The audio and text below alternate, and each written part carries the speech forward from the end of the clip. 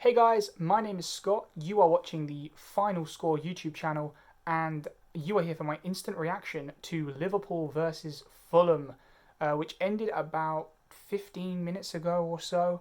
Um, and in simple terms, Liverpool are finished, guys. Liverpool are finished. You cannot tell me that that was a performance of defending champions. I know we've said this for weeks now. This is their sixth loss at Anfield. So we could have said after Chelsea, we could have said after Man City, we could have said so many times before this that this is it for them. This is where it ends for Liverpool as we know it. But for me, today really felt important. Fulham are a good side. They're a really good side, and there is no doubting that they are probably not going to get relegated this year. I hope they don't get relegated this year because, to be honest, they're playing some really attractive football, way better than the likes of, say, Newcastle right now. I've got Newcastle like close to my heart just because I love their football team and I love their culture. But I mean, if we're going to go purely on footballing terms, Fulham are a much better team. But about Liverpool, I mean, honestly, it's tough to comprehend to words how poor for the first 70 minutes of that game they were. They were 1-0 down at half time, and it took them another 25-30 minutes before we saw anything of a reaction from that team. A real sort of like grab it by the balls and run with it reaction from that team. It was pretty appalling, to say the least. I'll go through the key events quickly, but to be honest, it was an exciting game, but it was very, I don't know, it was just Liverpool missing that final pass, that final bit of quality, which they have had for so many years now. And they were just lacking it in a lot of areas across the pitch. But hey, first half, let's break it down. The first half was a fairly one-sided half, to be honest. Liverpool had a fair amount of the ball, but Fulham on the counter looked very deadly. Ademola Lookman, who has been probably one of Fulham's best players this year, despite the crazy penalty miss that happened earlier in the season, but Lookman had a fantastic game. He ran Nico Phillips ragged on that side of the field. He was up and down and up and down, and Phillips couldn't cope with him. He couldn't track back to catch him up. He couldn't defend him one-on-one, and he really, really struggled today. But hey, he's a young fullback. It's to be expected. But Lookman was brilliant. And he was unlucky not to get a goal in that first half, to be honest. The midfield two of Reed and Lamina for Fulham outworked the Liverpool midfield three, which is always a concern when you're a side like Liverpool. Not only are you a side like Liverpool versus a side like Fulham, who should just be better in terms of quality alone, in terms of player for player, but then actually when you stick an extra man in the midfield and have 3 versus 2 in the centre of the park and you still lose the battle, that's a concern for Klopp. That's a concern for Liverpool. But again, no disrespect to Fulham. Lamina and Reed, fantastic game today. Lamina scored the goal, and we'll get on to the goal because up until half-time, I'd have said Liverpool's best player was Mohamed Salah. He was the only one who was really grabbing the game by the scruff of the neck, and he looked sharp in the first sort of 20 minutes. But that goal was inexcusable, man. The way Liverpool conceded that goal was so inexcusable.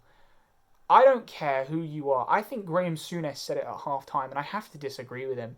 He said at half-time, well, that's not Salah's strength. I'm sorry. I don't care who you are. I don't care if you're an attacker, a goalkeeper, a midfielder, defender. I don't care if you're the kit man.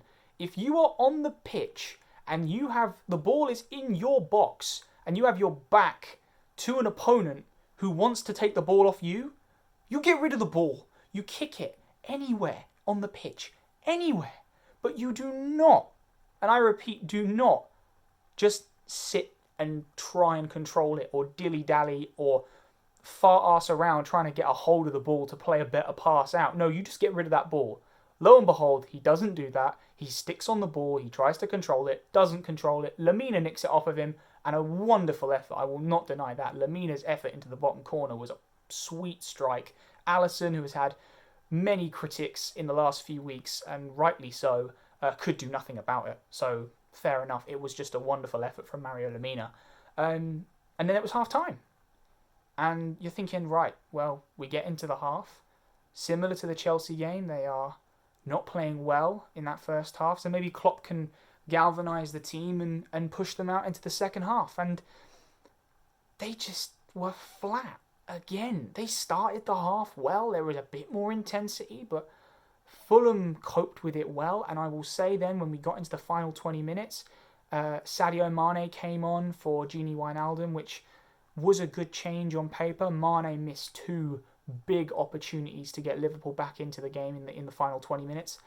And then also Alexander-Arnold came on for young Nico Phillips at right back. And again, that was an important change for Liverpool because he was putting in some great quality crosses towards the end of the game.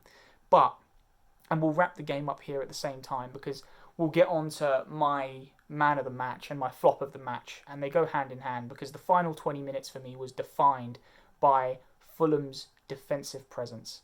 They were so strong and so solid at the back. And I'm going to have to give my man of the match to a man who, if it wasn't for him, if it wasn't for both of Fulham's centre-halves, they probably would have conceded today. Adarabioyo, I think his name is. I always mispronounce it. Tosin Adarabioyo. Had a brilliant game, made some amazing blocks and amazing tackles and amazing headers in terms of to clear the ball. But Joachim Andersen for Fulham was vital. And I remember specifically in the last sort of 30 seconds to a minute of the game, he made one clearance from a ball in from, I believe, Sadio Mane, and a headed clearance as well, and a block or something in the last sort of minute to 2 minutes of that game, which if he hadn't have done that, Liverpool would have equalised and Fulham's hard work would have been for nothing. So big respect to him. He is my man of the match, but it could have, to be honest, been any of the Fulham back line, especially any of the two Fulham centre-halves. My flop of the match, to be honest, it's tough to pick. It could be any one of the Liverpool team except maybe Trent and Nat Phillips and Jota maybe. As good as he played in that first half in terms of his sharpness and quality on the ball, I think you got to just look at the one person who maybe is responsible for that first goal being conceded, and it's Mohamed Salah. And I think the only reason why I'm going to say Salah is because he holds himself to such a high level, and he failed. Liverpool failed. And that's where we'll wrap this up. So thank you for watching. Please hit subscribe and like the video if you enjoyed. And I'm going to be back literally in a couple of hours' time for my review of the Manchester United-Manchester City game, which, again, I am a neutral spectator for. So I am super excited to watch that. But thank you for watching, and see you soon.